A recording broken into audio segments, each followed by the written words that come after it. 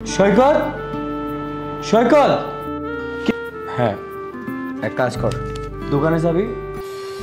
তুমি সিগারেট খাও? ও তুমি, আরে সিগারেট আমার জন্য না, ওই রাকিব আমাকে বললো 1 প্যাকেট সিগারেট নিয়ে আসতে, তাই নিয়ে যাচ্ছি ওর জন্য। কি তোমার ছোট ভাই সিগারেট খায়? আর তুমি তো বয়সে ওর বড়, তোমাকে দিয়ে তোমার ভাই সিগারেট কিনতে পাঠালো? আরে বয়সে বড় হয়েছি তো কি হয়েছে, শোনো বয়সে বড় হলেও আমরা বন্ধু বান্ধবের মতো, ওইটা কোনো ব্যাপার না। আচ্ছা যাই হোক, তুমি এখানে কেন? আমি এখানে আইসক্রিম খাওয়ার জন্য এসেছি। এই মামা, আইসক্রিম দিন তো একটা।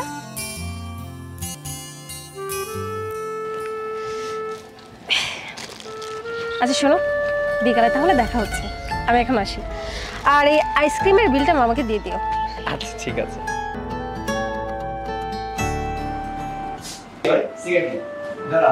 বাকি টাকা কোথায়? বাকি টাকা কেন, 30 টাকা যেটা ফিরলো ওটা কোথায়? ওহ, ওই টাকাটা আমি খরচ করে ফেলেছি। খরচ করে ফেলেছিস মানে? আমি তোকে বলেছিলাম খরচ করতে। আরে এইভাবে কেন রিয়াক্ট করছিস? 30 টাকাই তো, পরে তোকে দিয়ে দিব। তুই কোথা থেকে দিবি?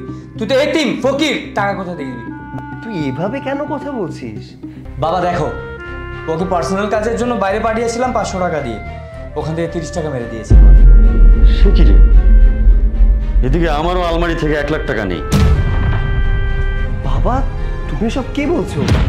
তুমি আমাকে সন্দেহ করছো না তো? এই দাঁড়া দাঁড়া দাঁড়া, ও ঠাকুর ঘরে কে রে, আমি কলা খাই না, তার মানে টাকাটা তুই নিয়েছিস?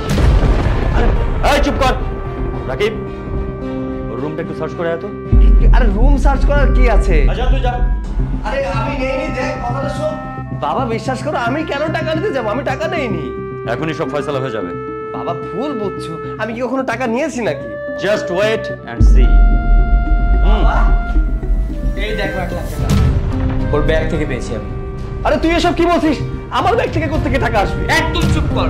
এতিম কোথাকার, আমার বাবা এত কষ্ট করে তোকে আশ্রয় দিয়েছিল এখানে, তার প্রতিদান এটাই দিলি তাই না? দেখ তুই ভুল ভাবছিস, বাবা বিশ্বাস করো আমি টাকা নেইনি। ছোট লোকের বাচ্চা, কত বড় সাহস তোর, তুই আমার আলমারি থেকে টাকা চুরি করছিস, আমার ভালোবাসার এই প্রতিদান দিলি? তোকে খাইয়েছি পড়িয়েছি, মানুষের মতো মানুষ করেছি, আর আজ তুই আমার পিঠে ছুরি মারলি।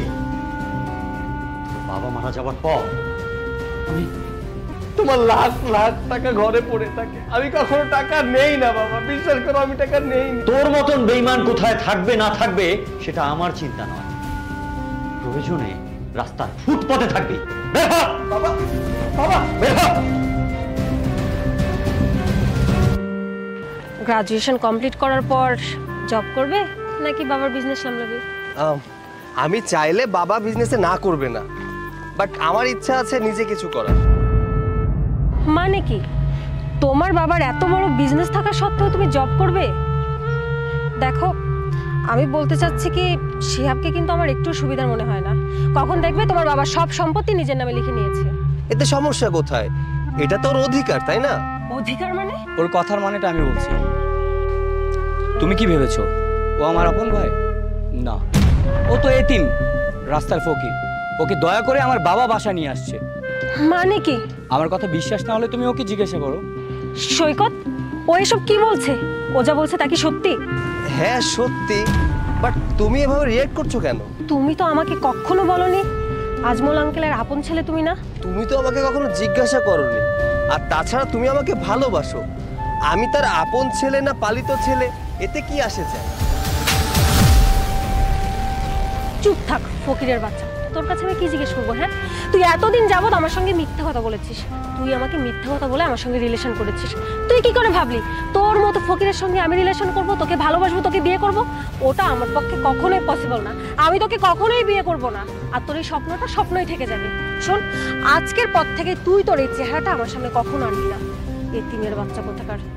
বাদ দাও নীলা, ওর সাথে কথা বলে টাইম ওয়েস্ট করার দরকার নেই, চলো আমি তোমাকে পৌঁছে দেব।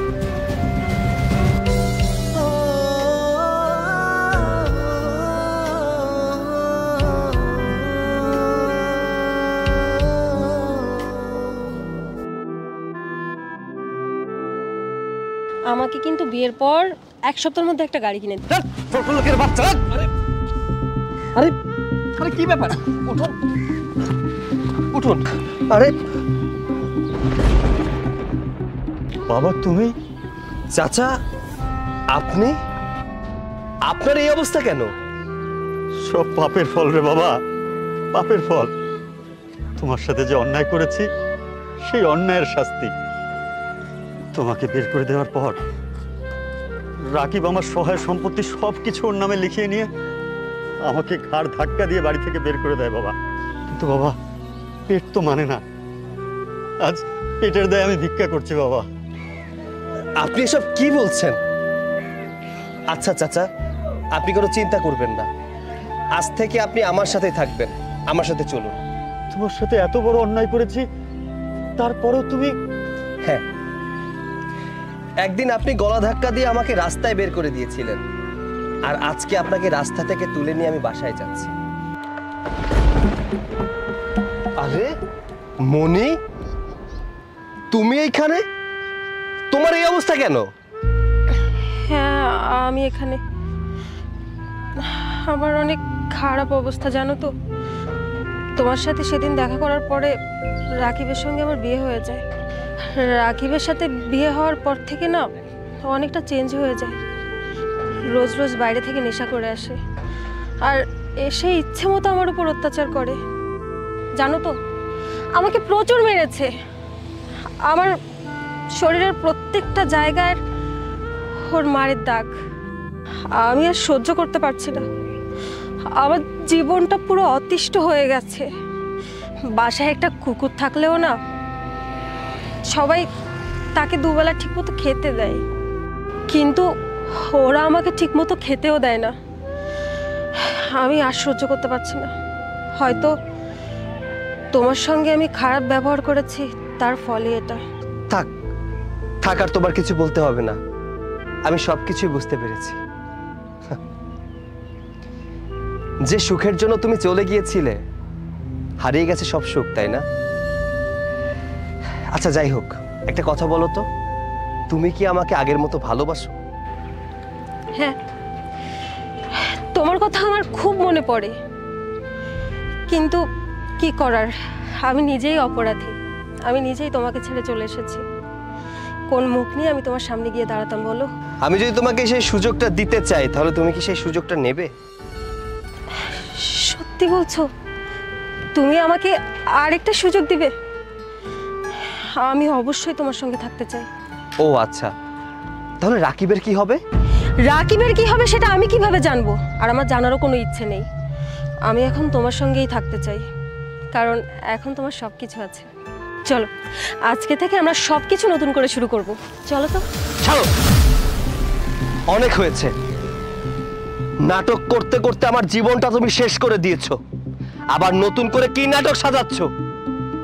ভালোবাসা না টাকা দিয়ে হয় না মনি। ভালোবাসতে গেলে মনের প্রয়োজন। ভালোবাসা দিয়ে সবকিছু অর্জন করা যায়, কিন্তু টাকা দিয়ে ভালোবাসা পাওয়া যায় না। আরে তোমাকে তো আমি মন থেকে ভালোবেসেছিলাম। তুমি আগেও লোভী ছিলে, এখনো লোভী আছো। যখন শুনলে আমার কাছে টাকা পয়সা ছিল না, রাকিবের সবকিছু, তখন তুমি আমার ভাইয়ের হাতটা ধরলে। আর এখন যখন শুনছো যে আমার কাছে সবকিছু হয়েছে, টাকা পয়সা বাড়ি গাড়ি ধন সম্পত্তি সবকিছু হয়েছে, তুমি আবার আমার রাকিবকে, আমার ভাইকে ছেড়ে আমার হাতটা ধরতে চাচ্ছ। আসলে কি জানো, তোমার মতো মেয়েরা কখনো ভালোবাসা পায় না। আজ আছে তো কাল নেই। আজ যদি তোমাকে আমি গ্রহণ করি, তাহলে কাল যে তুমি আমাকে ছেড়ে চলে যাবে না, তার কোনো গ্যারান্টি আছে? নেই। শুধুমাত্র এটা দেখার জন্যই তোমাকে অফারটা দিলাম যে তুমি আগের মতো আছো নাকি চেঞ্জ হয়ে গেছে। দুর্ভাগ্যবশত তুমি চেঞ্জ হওনি, আগের মতোই আছো। সো তোমার মতো মেয়েকে আমার জীবনে দ্বিতীয়বার গ্রহণ করা ইম্পসিবল। So good bye.